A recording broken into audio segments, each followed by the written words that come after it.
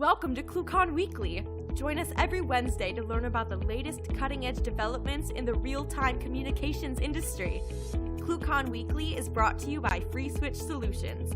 Get support and professional services directly from the creators of the FreeSWITCH open source project, solving your issues in the most efficient, stable, and scalable way possible. Get the FreeSWITCH advantage. Visit freeswitch.com. Also brought to you by ClueCon, the premier technology conference for developers by developers. Join us every summer in Chicago. ClueCon kicks off on Monday with our annual hackathon, The Coder Games, followed by 3 days of technology-rich presentations discussing telecom, WebRTC, and IoT from developers around the world. To learn more, visit ClueCon.com or call 877-74-CLUE. Yeah, and welcome to ClueCon Weekly. Today is the 23rd of May, 2018. This week we're going to be joined by Moshe Yudkowsky. For you guys that have never been to ClueCon, Moshe has been to, I'd say, more than half of them and has spoken at length at the various ClueCons. And I met him myself first or second ClueCon, where we had a really good discussion about why is it telephony when you add a keypad to stuff? And that's when I found out that Moshe's a super smart guy. And he's been around our industry for a long time. So he's going to be talking to us today about FreeSWITCH, fail to ban, and how and ways you can improve the security of your system. So you guys stand by for that. First, let's welcome Miss Abby. Miss Abby, how are you doing today? I'm doing great. Thank you for asking. Hi, everyone, and thank you for joining us today on ClueCon Weekly. If you have any questions at all during this call, please comment in our YouTube channel, HIP chat, the IRC channels, and we're going to try to answer them during this call. So this year, ClueCon is going to be from July 23rd to July 26th, and you can register right now on ClueCon.com. And don't forget to take advantage of our May deal by using the discount code CC 2018 Mayflowers, and that's going to get you $200 off your registration. If you sign up for ClueCon right now, you will receive 15 raffle tickets per conference day. So that means 15 chances to win amazing prizes and a chance to win the grand prize, an engraved Apple MacBook Pro. So that awesome grand prize is going to be given away on that Thursday of ClueCon. So again, if you register before June 1st, you get 15 tickets. We also want to give out our appreciation and our thanks to HTech for sponsoring ClueCon this year. HTech provides customers in over 50 countries worldwide with high-quality VoIP products. And we'd also like to thank one of our long-standing sponsors, FlowRoute. They're hosting an event this year, so don't miss Food, Fun, and Festivities featured by FlowRoute and FreeSWITCH on Monday, the night of our ClueCon. So RSVP for this event when you're registering. We are also bringing back the very popular boat tour sponsored by VoiceTel. Last year we had a great debut tour, cruising up and down the river on the lake, and it made for some fantastic views of the city, and that's on Thursday night. So make sure you reserve a space when you register today. And be sure to check out our newsletter in the upcoming weeks. We're going to be announcing the last wave of ClueCon speakers, and we're also going to be putting up the ClueCon schedule on the website, so don't forget to check that out. FreeSWITCH Solutions is now offering live virtual training. Learn basic FreeSWITCH operations from the comfort of your own home or office. Email training@freeswitch.com for more information on that. And if you have any suggestions for future episodes that you'd like to see here on ClueCon Weekly, please email us at marketing@cluecon.com. We're going to continue to add instructional videos periodically, so make sure you also check our YouTube channel for regular updates. As usual, don't forget to like us on Facebook, follow us on Twitter, and sign up for our mailing list to get these and even more fantastic news and announcements from the FreeSWITCH team. Thank you for listening. Back to you, Ken. All right. Thank you very much, Abby. So you guys don't miss all those things that Abby had to say there, and go to ClueCon.com and get registered today if you're not registered already. Now we're going to jump over to Jersey Mike and Mike Jarris for Community Corner. Mikes, how are you guys doing today? Very good. Very good. Great. First, I want to say I really want that laptop.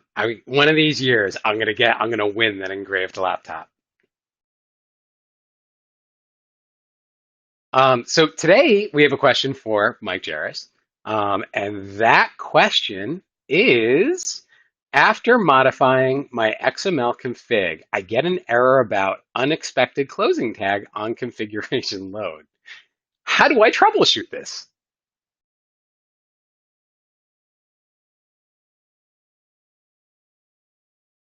You guys there? Sorry, my internet just cut out.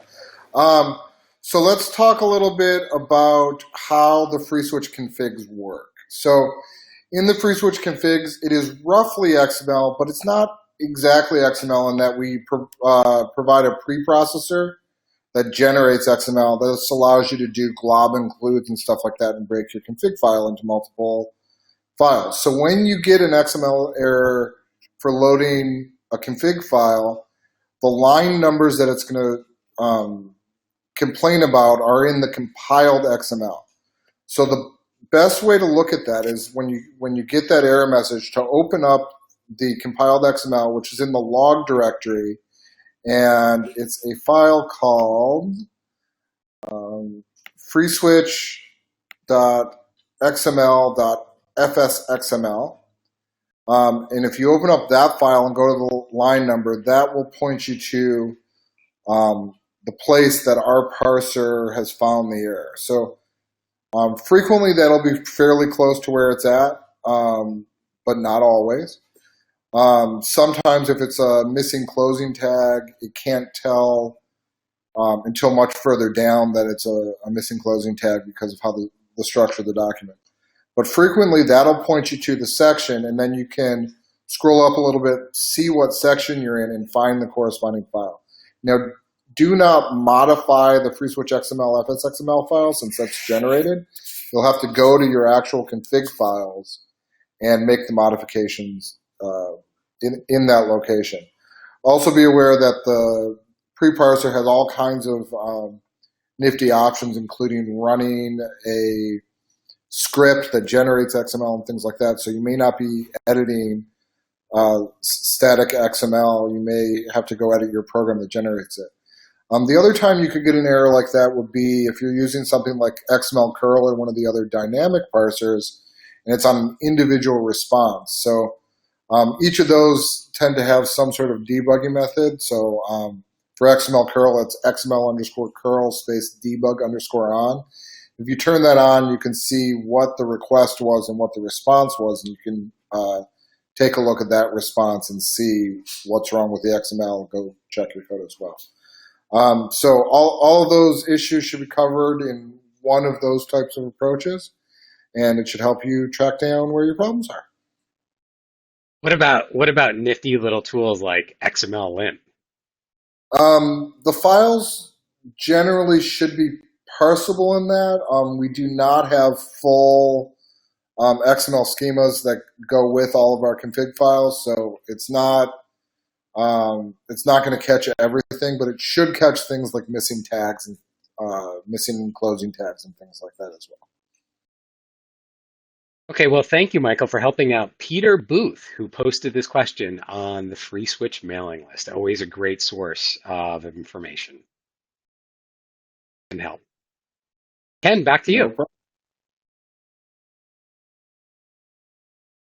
Let's just go ahead and go for you and Moshe. Welcome, Moshe Yudkowsky. Hello there.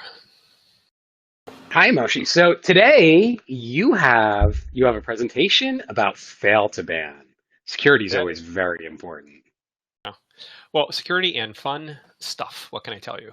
All right, should I just jump right in? I've never given one of these courses before, and for that, I've never actually given a webinar before. So everybody's going to have to be a little bit forgiving. Or, well, if they're not forgiving, I won't hear about it anyway. Okay, I'm going to start. Good? We're up? Okay, great. Perfect. Okay, let me just take a look here. Great. Let me do this. I'm just rearranging this so I can see what I look like while I am talking. Okay, great. So prevent fraud and pain. That's the idea. So I'm going to discuss how. Well, I'm not going to say what does fail to ban do, why to use it, and why you shouldn't use it. you should actually really, in good situations, not have to use it at all. How to configure fail to ban to work with FreeSWITCH, and then how to configure FreeSWITCH to work with fail to ban. And then I'm going to go back and explain how to reconfigure fail to ban to work with FreeSWITCH again. So what that means, well, we'll get to it. But essentially, these two programs are going to interact. And I'm going to talk about the out-of-the-box experience with fail to ban. And then I'm going to talk about a customized experience for fail to ban. So here we go. What does it do, including the background tech? So the fail to ban is a system that protects you against denial of service attacks and against intrusion, but it does it based on the history of failures. So what it means is it looks into your logs and says, hey, you rejected an attempt by this IP address. Well, based on some rules, I'm going to continue to reject any attempt. I'm not going to even wait for it to get to FreeSWITCH. I'm going to dump it before it even reaches there. The way it does is it modifies the standard firewall, which is called IP tables, and it blocks the IP addresses associated with IP tables. And it does it by looking at other server logs. So we're going to talk about the FreeSWITCH log. It's going to look in the FreeSWITCH log and do things, but it could look at other things in my system. I haven't, let's say the word graduated to moving it to some other server that I have in mind, where I'm going to look at 2 server logs. But right now I've just configured it to work on FreeSWITCH. That works really wonderfully for me. And there are some standard modules which can be configured to let it look at the FreeSWITCH logs and other logs, but they can be customized, which is a very good thing, and I'll get to why. All right, here we go. I want to talk about IP tables for a minute. Oh, by the way, you guys can stop me or you can send questions in, right? Michael, you there? Yeah, so typically what we do is the questions kind of happen after the presentation. Okay. All right, well, keep them coming in, and then if you see there's something that's horrifying and I got to address right away because I've confused somebody, please chime in, okay, Michael? You'll send me the message in the side channel? Absolutely. All right, fair enough. Thank you. Okay, everybody. So I want to talk about IP tables. IP tables is a standard server that provides a firewall, and it's available in Linux systems. It's available on my router. It's available on most people's routers. It's another place where you sometimes find IP tables. And it's one of those utilities that has been around forever. And since it's been around forever, it can develop its own confusing language. And for the most part, if you're sticking to standard kind of things, you don't need to know anything about IP tables. But if you do something non-standard like what I'm about to explain, you're going to sit there and say, well, it's not working. Bring up Wireshark, and I still see, looks like I should have caught that. And I didn't catch it. So you might end up trying to print out IP tables and read them. It takes a while to get into. It's outside the domain of this talk, except very peripherally. But I'm just warning you that when you start customizing, you might have to study IP tables as well. Since I'm not an IP tables guru, I can do the monkey see, monkey do level of IP tables, which work perfectly fine. And read the man pages and look at the printouts. That works okay. So let's continue onwards. So hopefully everybody can see this. I was assured that people would be able to see the small print, but essentially what we're looking over here is one of my machines, and my machine is measuring attacks, and I'm seeing maybe 400 an hour at the peak. So that's nothing, but I did have a case where I had 70,000 attacks, and the 70,000 attacks came in over the space of a couple of minutes. And not only that, I had 2 of them. And not only that, for some reason, the people who do these attacks do not coordinate with each other. And so I had, as far as I could tell, 2 or 3 different people all deciding simultaneously to attack my system, and it was not fun. Even though the attacks come in and they're immediately dumped by my system because they weren't at all even remotely valid for the system it was hitting. By the way, what it's hitting is a speech recognition system that accepts inbound telephony. So it was hitting this recognition system. It wasn't anywhere near the kind of message it was expecting. And messages were dumped, but at the same time, at some point, I run out of licenses. I run out of capacity. I run out of bandwidth. Something gives in. So I need to defend against that. Well, I was smart. What I did is I went through the list of attacks, and I said, you know what? I'm going to just accept things from my inbound SIP service provider. And that worked, except that now I have an inbound SIP service provider, who I won't name, who does not publish a list of the IP addresses he uses. So I cannot go out and say, I'm just going to accept from those IP addresses because I don't know what they are. So I have to accept from any IP address. So that idea of saying, okay, well, I can just open up my SIP ports and only accept from certain IP addresses doesn't work. All right. Okay, well, then you poke around the internet, and it turns out that, in point of fact, it's fairly straightforward to, and especially when you look at your log files and you say to yourself, I don't know if, can you see the mouse when I move it around? Anyway, the idea is SIP-vicious is one of the user agents you see, and so you look for that string in incoming IP packets. You look for friendly scanner, SIP-CLI, SIP at nm.nm, for some reason that's a favorite, and SIP-SAC. If you look for those and you block incoming packets, then you will be able to block a substantial number of attacks. However, the people who do these attacks know that you know that, and therefore, of course, you get user agents that are random character strings. Sometimes they're funny character strings. Sometimes they're just annoying character strings. Okay. I saw one that was a quote from Hackers, and so the guy changed the user agent to zero cool. Yeah, I mean, right. It was just, I see a whole bunch of these. Sometimes they're actually funny. Where do these come from, by the way? I probably shouldn't say. Let's just say that if you know where the 972 country code is, and you know what the 5 area code is within that country code, a lot of these attacks are trying to reach either the West Bank or the Gaza Strip. Sometimes there are companies, Italy is trying to reach France, or France is trying to reach Italy. All sorts of weird stuff. Not really that much in the United States itself. They're going for the big, expensive calls that cost dollars per minute, not the ones that cost pennies per minute. Okay, let's say you've blocked, using IP tables, you've blocked the user agents that are the common causes. Let's say you've restricted your IP. You can't restrict your IP to 1 or 2 addresses. It has to be open.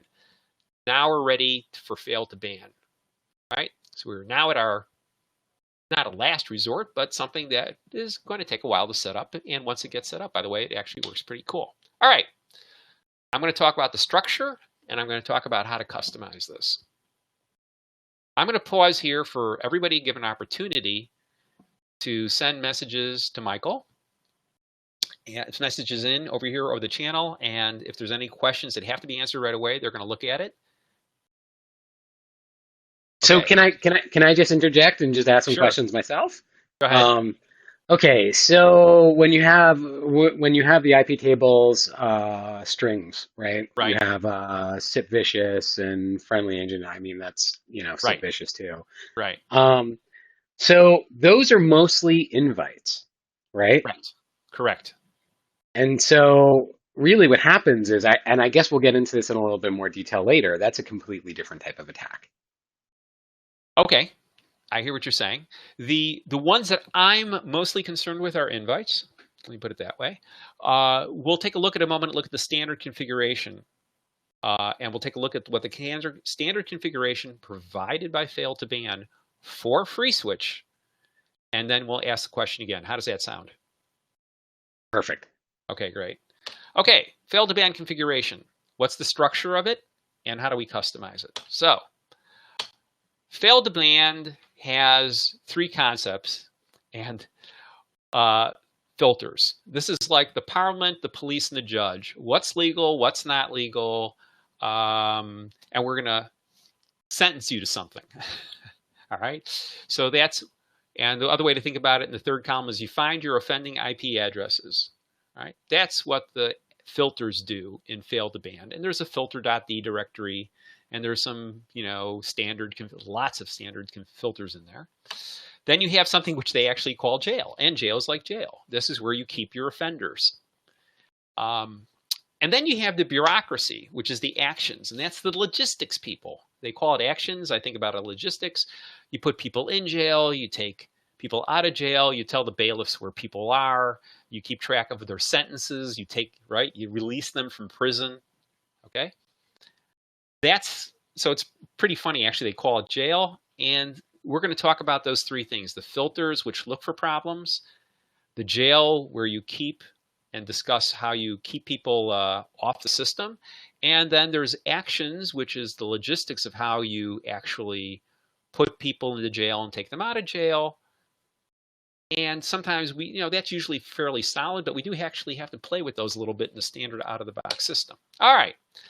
Once again, I'm told that people will be able to read this. I'm going to put on my reading glasses to make sure. Here is the fail to ban predefined filter for FreeSWITCH.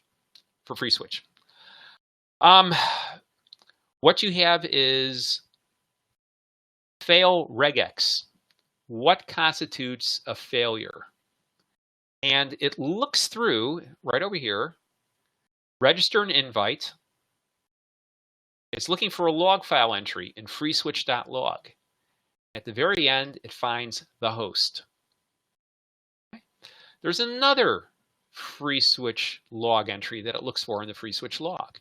It looks for warning, Sophia Reg, can't find user, and then it has host.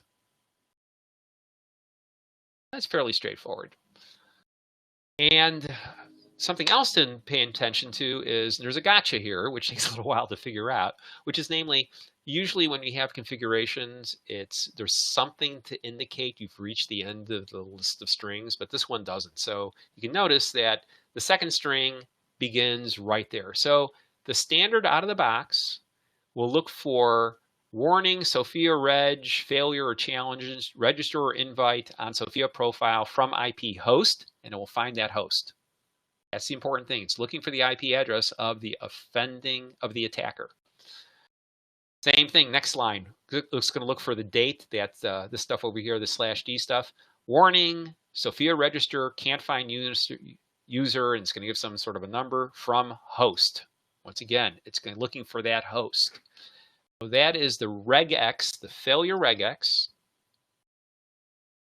And that's what we're looking for in the FreeSWITCH logs. This is the standard configuration. I think one of the really important things to say there is that going back to that will only trigger if the log level is warning. Oh, gotcha there. Yeah, absolutely. Log level has to be 7 or higher. Yeah, so that's very important for the listeners to understand that. Oh, yeah, here we go. So if you'll take a look over here, it says so right here. This requires a high enough log level on your logs to save these messages. There's a fail to ban page on the wiki, which I edited, which I think I need to re-edit. After I went through this, I realized a couple things to re-edit, but there's a mention there that you have to be at log level 7. And furthermore, there are ways not to be at log level 7 and still catch this data, which I'm going to get to later in customization part. So thanks for bringing that up, Michael. Okay, here we go. Predefined jail for FreeSWITCH. So there's a jail.conf file. This is your standard entry that they have there, where it just has all the predefined jails.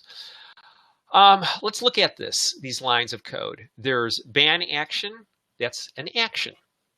That's the name ban action. This is I am banning, and it gives some string of TCP of IP tables information.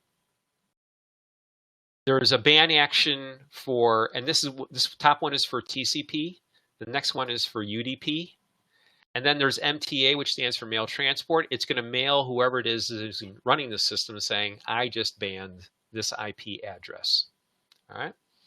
What ports do we ban? Right here, it has a list of the standard ports, 5060, 5061. So that's TCP, PCP, UDP, and regular and TLS.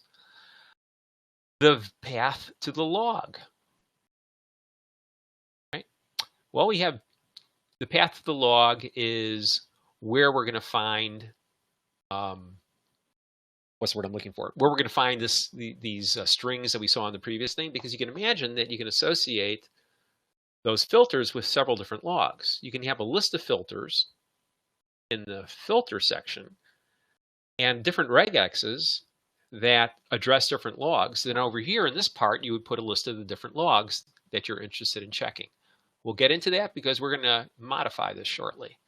And max retry is, well, what if the log is not there? The log is not available. How many times do you try before you give up looking? Okay. So once again, this is inside jail.conf, which is why it has the word FreeSWITCH in it, so you know which jail it's referring to.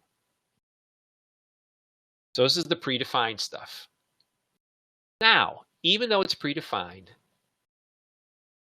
there are a couple things we have to change just to get it to work with CentOS, even CentOS 6.0, 6.x, and obviously going forward to 7.x. Oh, sorry, here we go. What has to be changed is in the init, there's an action table which defines certain pieces. I'm not going to even get into it, but if you look around, you'll see it says, oh, there's a common configuration file which is included by anything related to IP tables. And at the very bottom, it says locking opt equals -w. And if you're lucky, you will eventually, I'm just going to clue everybody in, that's not needed in CentOS 6 onwards and makes trouble. So therefore, here's our first customization. I go to action.d directory. I make a table called iptables-common.local, which overrides the previous iptables.conf. And if anything I put in here will override the previous one. So I didn't change, right? What I did change, though, was locking opt. I set it to nothing. Locking opt over here is -w, over here, locking opt thing. And I put in a little note that says QA1, CentOS 06 has IP tables version 147, so we don't need this anymore. Take it out, otherwise your system is wonky. The other super important thing to notice here is this date when I made this change. I want to clarify to everybody, I do have a life. I was supposed to be at a 3-day party out of town, but I had a cold that day and I stayed home, okay? Just clarifying. Okay. What also I found happening is that they IP tables, at least in the version that I installed on my Linux, it's in CentOS actually. That one was on CentOS. It wanted to use FirewallD, which is a completely different program. It's a different program than IP tables. It was driving me crazy. I didn't want to use it. So I just go over here and I went and redefined what ban action means. I went back to the original IP tables multiport. So what this does is it ignores FirewallD. Right? FirewallD was not working on my system. Anybody who runs into this problem with FirewallD failing can go in and say, look, instead of using FirewallD, or they might just say, I don't want to have to worry about two programs, I'll just use IP tables. And so you just put this little line in here. Once again, how do I do it? I go to jail.d. I say read this in first, 00 firewallD.unset.local. I put default, which means here's my list of all my default actions. That's what I'm overriding. I'm going to ban action, which is the thing I want to override. And I say ban action will be set back to this good old IP tables multiport. Okay, so what have we done so far? We have set, we have reviewed what does IP tables look for? Sorry, what does fail to ban look for in a standard FreeSWITCH? We have looked at what it does when it finds something for a standard FreeSWITCH, and a couple of customizations that I put in because things were not working 100% with CentOS when I was trying to do that. So really, in some sense, for a lot of installations, I'm done. That's no fun. Let's go do something else. All right. I wanted to customize a little bit. So the first thing I want to do is I go in and I go FreeSWITCH.local and I say, I'm putting this into FreeSWITCH. In other words, I'm overriding what was in the jail.conf file. And I went in and I said, first of all, I enable it because it's not enabled by default. Second thing I went in there and I did is I said, I'm going to log things. So I use this version of ban action. The third thing I do is I say, ignore the following IP addresses for my internal network. This is something that's not set in the in the version they distribute, because the people who distribute have absolutely no idea what your IP addresses are interesting or not interesting to you. Here's, for example, where you might say, you know what, anything that comes in from my valid user, my valid SIP provider, here's where I'm going to mark it. Even if somebody makes a stupid mistake or does an attack from there, I'm going to ignore all attacks from there, because otherwise I'm cutting off my main SIP provider. So over here is where you'd say, look, you know, I realize somebody might be trying to finagle my system from that point, but I don't want to cut off my SIP provider. So this is where you would say ignore those IP addresses. You'll notice that it's IP address with a range and then a space, and another IP address with a space, with a range, okay? And then that's how this is particularly configured. Okay, so that's the first customization I did. I wanted to do logging. I wanted to ignore my internal testing, because if I didn't ignore my internal testing, what would happen, and this happened to me until I figured this out, I would be making test calls, and then I would ban myself, and then I couldn't make any more test calls. And so it was not fun. All right, next thing I do. What do I want to modify the jail? So the first thing I do is I say, you know, I'm only interested in port 5060. So I'm just going to look at port 5060. I don't use TLS. The next thing I did is that I do not want mail coming to me every time something happens. So I took the standard action, just copy pasted it right over here.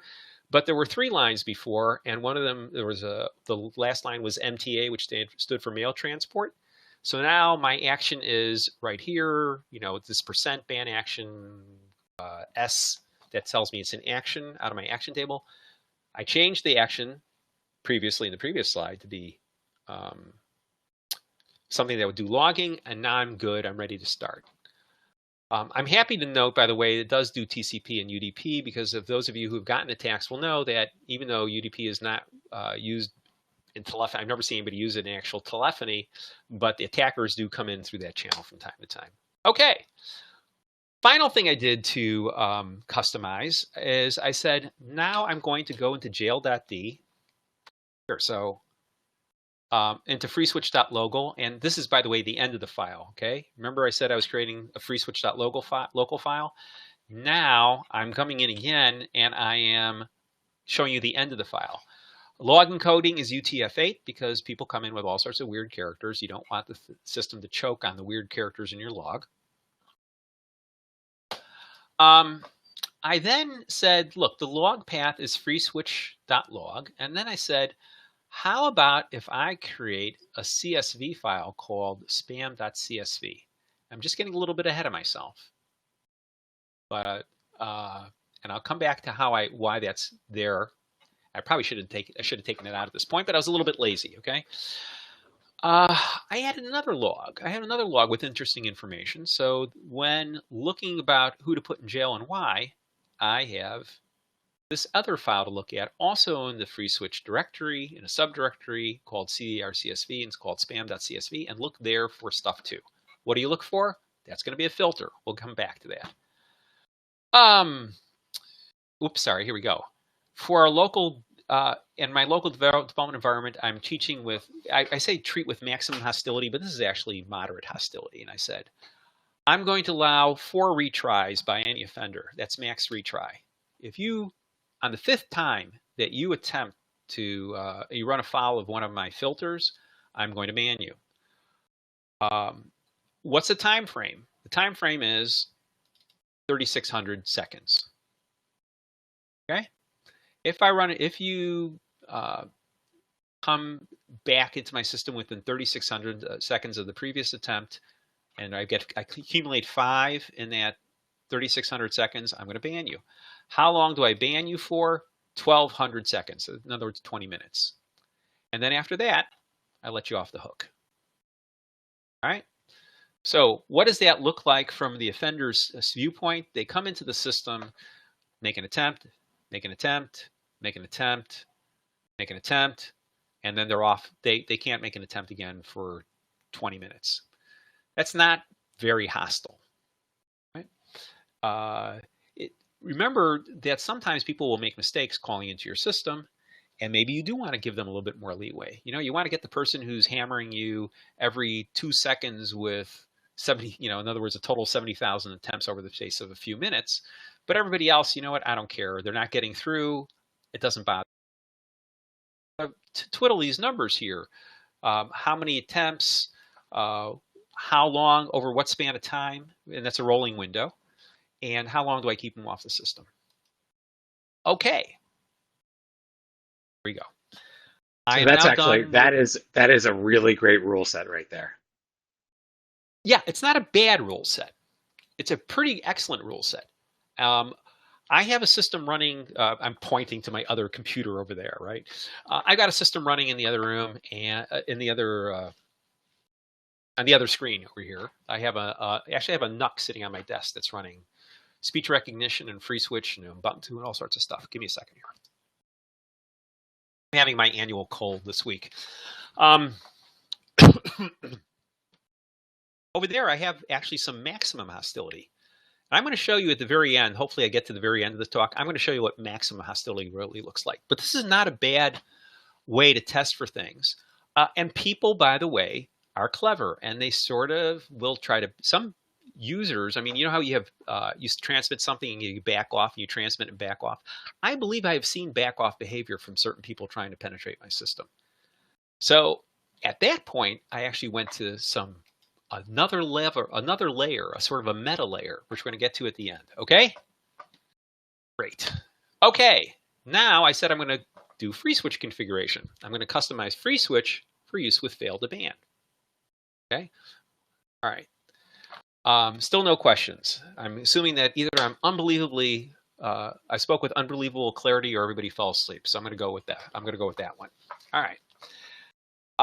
Here's an example where you say to yourself, and this is just, maybe it's pointless, maybe it's not. And I said to myself, I'm going to sit there and try to figure out, I had all sorts of different attacks coming into my system. And one of the ones that I thought was canonical of an attack that failed, and I just wanted to keep it out of the system as much as I could, was the spoofed via IP. If you look at the via IP in the SIP message, it comes in, the from looks like you, and the to looks like you, right? Everything looks kosher. And that could be really dangerous because in turn, it could be used to knock out your own assets. Exactly. So what I did is I said, how about if I look for spoofed via IPs? And not only am I going to look for spoofed via IPs, but I'm going to publish them as a separate report. Okay? So this is how I do it. There's in the config directory, Jeepers in FreeSWITCH, called something. Somebody's going to remind me in a moment. One moment. I'm looking at the other machine. Switch, PBX, fail2ban, filter, no, never mind. You know what? I'm sure everybody knows what it is except for me. Okay. I'm not finding it. All right, never mind. There's a directory, and in one of the directories is where all the modules are configured. And one of the modules you can enable and configure is called cdrcsv.conf.xml. And in there, I created a new line called spam. Right, and it creates in the subdirectory of the FreeSWITCH log in the cdr_csv subdirectory. There's going to be a file called spam.csv. CSV means comma separated variables. It's something that you load into a spreadsheet. And in the middle there, I put in what I highlighted here: fail2ban host, SIP received IP, and then I spoofed via IP report. Okay, so I can publish in here. Did I have a spoofed IP or not? What was the via? All right. Well, how do I find the via? So once again, in FreeSWITCH, I have a couple of pre-checks that are disguised as extensions. I have something that says if the from host is equal to an external, but the via host is not an external, then I set spoofed via IP equals true, right? Because that's what a spoofed via looks like. So I do this, as, and then I also print out in the log a whole bunch of, a whole bunch of things, but I'm not looking in the log anymore. I just put them out in the log for me to look at it as the call goes through to help me debug things. Oops, sorry. Next, I have an extension called halt on spoofed via IP, a little bit later on. And it says, if the spoofed via IP is true, then spoofed via IP report equals failed to ban spoofed via IP equals network addressed, okay? And anyway, that will eventually show up somewhere. But the point is, I've halted. Wait a second. It's just check that no, I didn't do it. Folks, oh, here it is. I was looking for this. Right here, this is the thing. The way CDR CSV works, it says, where do I log things? And the way you set it to log something in a particular file is you say set account code equals spam. When account code equals spam, it looks in CDR CSV conf. It looks for the template called spam and then prints out that template. What is that template going to have? It's going to have the SIP. It's going to have failed to ban host equals SIP received IP in it, and life is good. I now have printed. Oh, I also have this spoof via IP report, true or false, right? And now the SIP received IP is available to me in a log. So I have now figured out a way through these few lines to detect spoofed via IPs. And of course, obviously I dump the call at the end, right? And also log it someplace. All right. All right. That's not a bad thing, because I now create a filter in filter.d called FreeSWITCH-spoof.local. And in there, I put in a regex called failed to ban spoofed via IP equals host or failed to ban spoofed IP equals host. It turns out that this top one is really redundant. If you look back, the current way I do it is failed to ban host equals. All right. Oh, and right, I also have this, anyway, it doesn't make a difference. I catch it. All right. I don't ignore any regular expressions. I just look on those two and I trigger on them. Great. So now failed to ban through my custom FreeSWITCH logging in CDR CSV is able to read a very simple file that's easy for me to read, short file, and it can find those fake vias or fake other things. Obviously, I'm going to print out a whole bunch of fake stuff there. I'm just recovering this one. What do you do with the offender? Well, if you fake the via, you've been bad. And if you get 2 attempts, I would actually say no to retries, but there's a one retry minimum. Okay, so you do it twice within 7 hours, and you get banned for 24 hours. Okay, that is what maximum hostility looks like, because it is clearly an attempt to crack into my system. Why should I have any tolerance for it?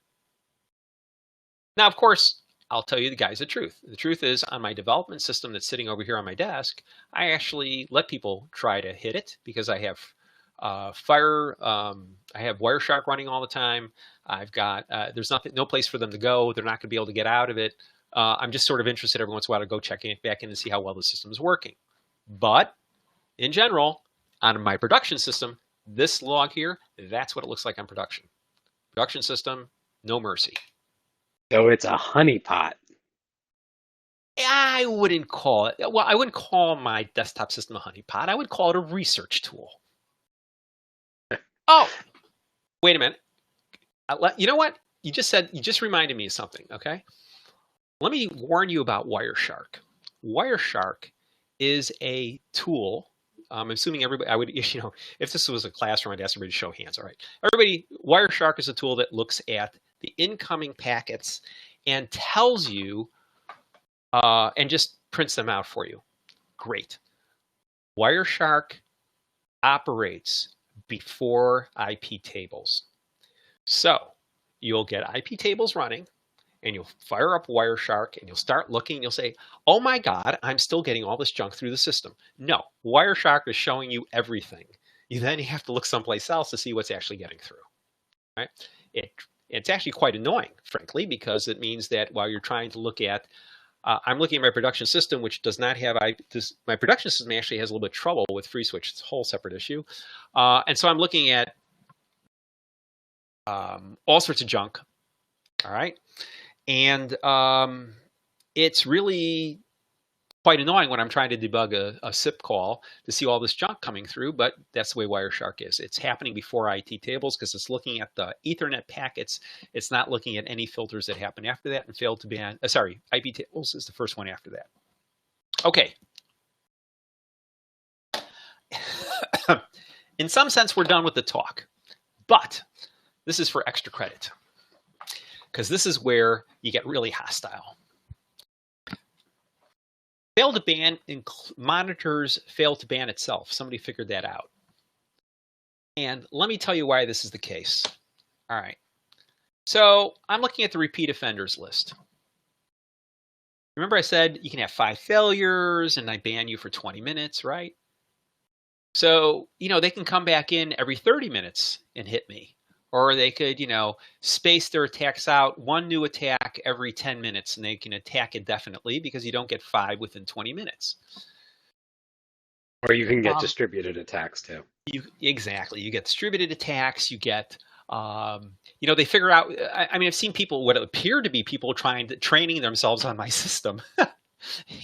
And coming in and, first they get banned for 20 minutes and they would come back and they would have a slightly, wider window. And eventually they would figure out that if they came in once every 5 minutes or once every 7 minutes or 4 minutes or 3 minutes, they could continue attack and look for something. All right. And as you can see from these rules here, it's 5 failures in 20 minutes. There's no memory. There's no wider view. So recidiv is a facility built into fail to ban, which we are going to, fiddle with just a little bit. And it will give us a sort of a more global view of how attacks work here. Okay, so what is recidiv? I have to create a recidiv.local file. So what I do is I'm overriding whatever, where I'm looking at the original jail.conf. It has, ban for a day, ban, look over an entire day, look over an entire week, ban all the port. Okay, all sorts of stuff that I just don't need. All right. First thing I do is enable it because it's not enabled by default. I turn off the protocol, TCP or UDP, just for whatever reason it was giving me trouble. So I just turned it off and it automatically does TCP and UDP. I leave in the default actions, except of course I am not even slightly interested in MTA. So I don't remember if it was there or not. And I took it out or I just never put it in. You make 2 attempts. Now, if you are banned twice, so let's say you come into the system and I ban you, and then I ban you, and then you know what I mean? All right. Once you've got 2 bans, this kicks in. So it has a longer term view. So the fine time is a couple of hours, not just 20 minutes. And the ban time is 12 hours. And that, once again, this is on my development system where I'm letting it back in. I have a different system where the ban time is a day. And you can see recidiv, when they do it, they ban you for a week. So they're not fooling around. So this is a method of making certain that, in point of fact, you have some sort of a continuity. You don't just get stuck. And that's really recidiv. Okay. So again, look at the big picture. Look at, and by the way, I should mention, didn't mention. Remember, I showed FreeSWITCH-spoof. I also have FreeSWITCH. Let me take a look here. I'm going to look at my list here on the other machine here. Give me a second, guys. Give me FreeSWITCH external, FreeSWITCH spoof, and FreeSWITCH local. These are all different kinds of configurations that I created. FreeSWITCH, looking for VIA seems to be the most effective way to ban something. Well, you say, hey, Moshe, how do you know it's the most effective way to ban something? I mean, how are you going to track this thing? You sit there with a pen and paper? And the answer is no. There's a client. Here's a screenshot from my production, one of my test productions, not staging systems. And every 60 seconds, when I want to, and I'm in the mood, I go fail to ban client, status, the name of the jail, and then there's this little true or false, which shows whether I want it displayed in a certain way. Forget that. I think that's with color. Okay. There are no current failures. There have been 63 failures since I started this particular version. The files I'm looking at are these, and currently banned are 10 systems, and here's a list of all their IP addresses. I mean, these guys, by the way, at 185, anybody can figure out how to nuke their site, that'd be awesome, because they would take out like 90% of the spam on the internet. So this shows you what happens is, and if you look at, I can look at each of those jails that I've defined, and recidiv will look somewhat similar to this one, because really there's a little bit of overlap. You know, I say ban for this for 2 hours, but by the time the one that kicks in for 2 hours, recidiv has already picked it up also, and you end up with these bans. And so there's a little bit of tension between the various, not tension is not the right words, there's a little bit of overlap. You'll see the same IP address fail on both, because failed ban FreeSWITCH spoof over here will pick up the offender, and then because I've made I've made a very low entry, then recidiv will pick it up, and when recidiv picks it up, then it goes on to the list, and it stays on the list for a day. And so you'll have, if I were to go over here and look at FreeSWITCH spoof, it'll be on here, and then I'll look at FreeSWITCH recidiv, and it won't be on there, or it will be on there, depending on who blocked first. So really, that is how recidiv works.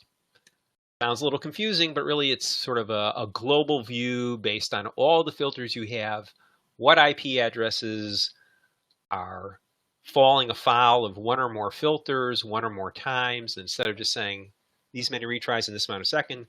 Global view says, this is a bad guy. Let's take him off the system.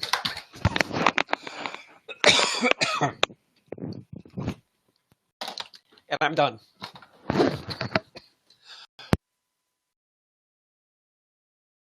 Michael, okay, so time for questions.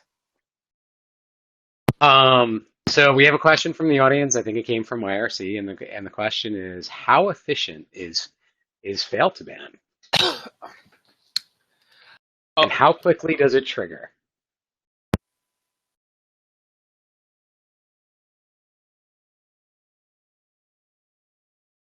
Wait, we've lost your audio. How about if I turn on my audio? Would that help? Yeah. There we go. We're back. I turned it off so you wouldn't listen to me cough. Okay, like I said, it's my annual thing. Okay, great. In terms of speed, it's immediate. It's happening within milliseconds. If log go by, clip, the call comes in, hits the log. You see it print in the log. As soon as it prints in the log, failed to ban is picking it up. So it's, if you're asking how many milliseconds it takes, I can't say that. If you're asking how many days does it take, I can answer that it takes, in the order of milliseconds. In terms of what about this? Yeah, I was going to say, is there ways that a fail to ban can be tweaked so it reads the log file on a quicker basis? Haven't tried it.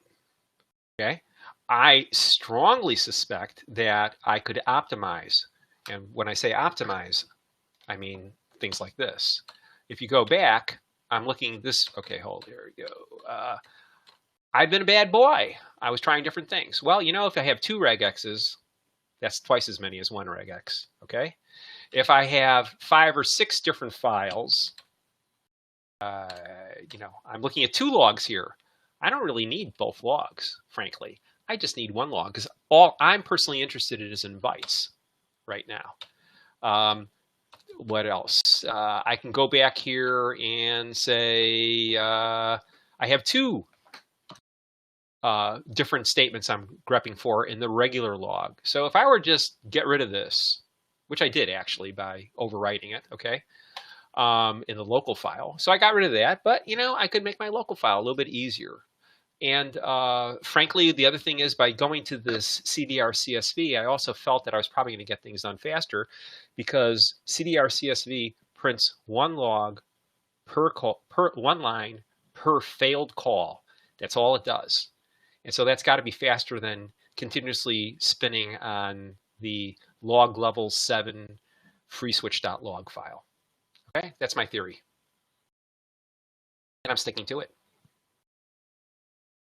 Well, and have you played around with mod fail to ban at all? No, I have not. As far as I have not played with mod fail to ban, it seemed to me that what I was doing when maybe I'm wrong, but I thought when I downloaded mod fail to ban, it was, you know what? I don't remember. I remember looking at it and going with this because I could have better control over it. Okay, I admit I'm a bad boy.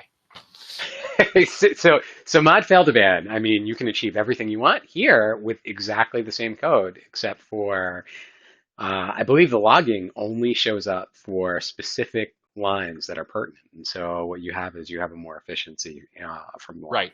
Well, mod fail to ban, if I recall correctly, when I installed it, it was essentially just installing more or less the same configuration files that I see here. So, Yes. right. So it didn't bring me anything that I didn't already have.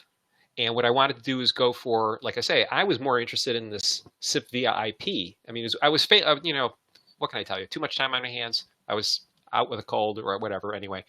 And people pay me to do this, all right? So I was zeroing in on what was it that was going to tell me that I had a call, I can knock it down, and when I have 70,000 calls coming in, it'll fail within the first 2 calls. And the commonality seemed to be the SIP via IP. Once you see that, these are always an invalid call, and I knock them out of the system. I mean, it's not the only thing that's invalid, but that's the one that was easy to find. Give you an example of something I can't do. Register. There are all sorts of fake registers out there. And as far as I can tell, there's no way within the XML that I have control over, like looking at extensions and whatnot. If there is a way, I'm just not smart enough to find it yet, to go and look at a register and print out something in spam.cdr, you know, spam.csv. If I could do that, life would be great. Yeah, so I think that actually that does show in the logging. Oh, okay. I just didn't find it. Okay. Oh yeah, it shows as failed digest off. Is that what you're talking about? Oh yeah, I just can't. Well, it shows in the log. The question is, remember I was showing those expressions that I have inside as an extension? I'd like to be able to rip through something like that, get a register, and then at that point set the account code to spam.csv and print it out in the spam.csv file. That would be cool. I just don't know how to do it. Okay. Yeah. Right. Yeah. See what I mean? Okay. So it can be done. I just can't do it. So we're coming up on the hour. Okay. But thank you for all this wonderful security information in an era where, you know, the scanners have, you know, substantially increased at an alarming rate. Right. Well, most of the, like I said, yeah, you can really knock down a lot. Remember, I gave those like 5 or 6 lines at the very beginning. Without going through all the fail to ban, you can get those. But, you know, there's still plenty to go around. Okay, well, thank you, Moshe. And back to you, Ken. Alrighty, before we let Moshe get out of here, Moshe, I've got a question for you real quick. Sure. Are you coming to ClueCon this year? Yes, I'm coming to ClueCon, and I've heard a vicious rumor that I'm speaking there on Tuesday. Yeah, I heard a vicious rumor that you might be speaking first. I heard well, that rumor has not been confirmed. However, Ken, I am highly disappointed. I thought for certain you were going to say to me, Moshe, where's your hat? So I kept that on the side the entire time for this talk, but you never asked me. Well, you are indoors, and we know it's improper to wear hats indoors. So. Oh, I see. Okay, cowboy hats all the time, Ken. All right. Yeah. So great to have you visit us here on ClueCon Weekly again this week, Moshe. So wait, hold on, Ken. You can't stop until you tell everybody what the title of my talk is. Let's see here. What is the title of your talk this year? Victorian era microservices. Victorian era. So does that mean we're going to see you dressed up all steampunk doing microservices? You know, challenge accepted. Wait, did we even have the telephony during the Victorian era? In point of fact, there was a Victorian era internet. It was something by this guy Samuel Morse, I think his name was. But I'm not going to be talking about that. I'm going to be talking about something else. So bring your pens and pencils. It'll be fun.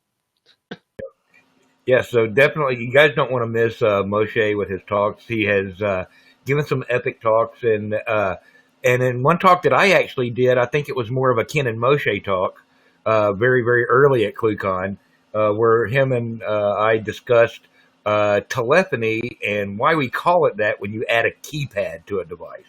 And I think that was, what, the second ClueCon or the first ClueCon, Moshe? My brain is a blank. All I remember is that... Okay, go ahead. Continue. Sorry, go ahead. Yes, I mean, it's been a while since that happened, and it's been a pleasure every time we get to see you, Moshe, and I get to speak with you. So I look forward to seeing you at ClueCon.